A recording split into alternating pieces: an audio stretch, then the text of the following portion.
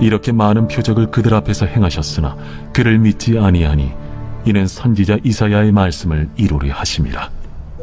주여, 우리에게서 들은 바를 누가 믿었으며 주의 팔이 누구에게 나타났나이까? 그들이 능히 믿지 못한 것은 이 때문이니 곧 이사야가 다시 일렀으되 그들의 눈을 멀게 하시고 그들의 마음을 완고하게 하셨으니 이는 그들로 하여금 눈으로 보고 마음으로 깨닫고 돌이켜 내게 고침을 받지 못하게 하려 함이라.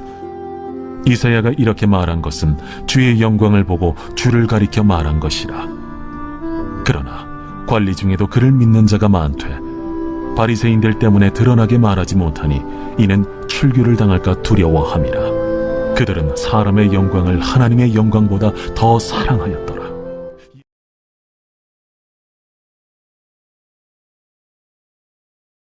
오늘 우리가 함께 나눌 말씀은 요한복음 12장 37절에서 43절까지의 말씀입니다.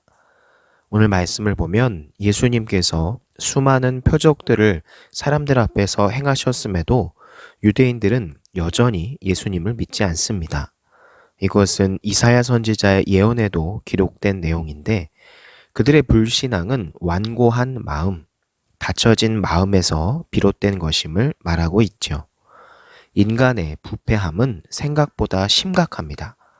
보면서도 믿지 않는 것이 바로 인간의 죄성이라고 할 수 있죠. 요한은 12장 마지막 부분, 즉 37절에서 예수님의 공생의 사역을 종합적으로 평가하며 기록을 합니다. 예수님은 유대인들 앞에서 한두 번도 아니고 수많은 표적을 나타내시면서 자신이 구약에 예언된 메시아, 구원자이심을 증거하셨습니다. 그럼에도 유대인들은 예수님을 믿지 않았죠. 그러나 요한에게는 이것이 놀라운 일이 아니었습니다. 그에게는 이사야 선지자의 예언 성취로 분명하게 인식되었기 때문이죠. 하나님은 하나님의 크신 능력 앞에서도 사람들이 여전히 자신의 생각을 고집하면서 하나님의 아들, 구원자이신 예수 그리스도를 인정하지 않을 것을 이미 오래전에 예언으로 말씀을 하셨습니다. 이것은 오늘을 살아가는 우리에게도 놀라운 일이 아닙니다. 오늘날도 여전히 예수님의 구주 되심을 믿지 않는 사람들이 있죠. 그분이 하나님 되시는 수많은 증거들이 여전히 교회를 통해서 나타나고 있지만 사람들은 믿음을 거부합니다. 인간의 죄성은 이토록 무서운 겁니다.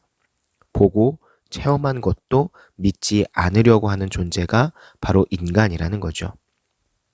가까운 사람이 기도를 통해 놀라운 하나님의 인도와 치유를 경험하는 것을 보면서도 단순한 자연현상으로 여기려고 든다는 겁니다.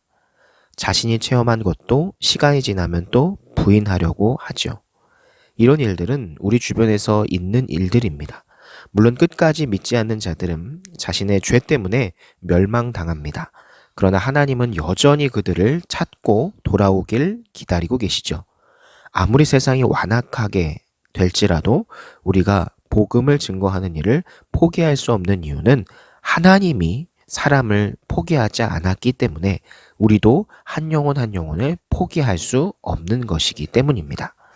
즉 우리는 우리에게 주어진 사명, 곧 복음을 전하는 한 영혼을 구원하는 데 도움을 주는 그런 사역을 포기하지 말아야 한다는 사실을 기억하시면서 이제 곧 부활주의를 맞이하는 남은 한 주를 보낼 때 하나님께서 나를 왜 이 땅에 보내셨는지, 내가 이 땅 가운데서 하나님을 위해서 할 수 있는 것이 무엇인지를 다시금 돌아보는 한 주가 되기를 소망합니다.